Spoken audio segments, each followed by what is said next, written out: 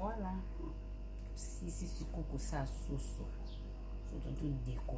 Et pandia, bakalinga, parce que on sauce aubergine, poivron, tomate. Soso batumba. Hein? Mon cas décoration soso batumba. Pesage du watiam. Olambeza vinanga. Bayanga bayebi. Yena kolamba.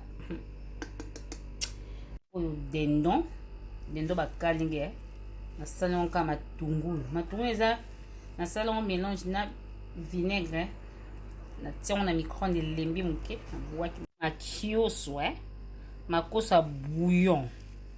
Vous sentez makosa bouillon, voilà, ça c'est moi. Cuisine c'est moi.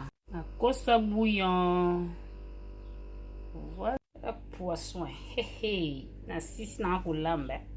On a ça la mélange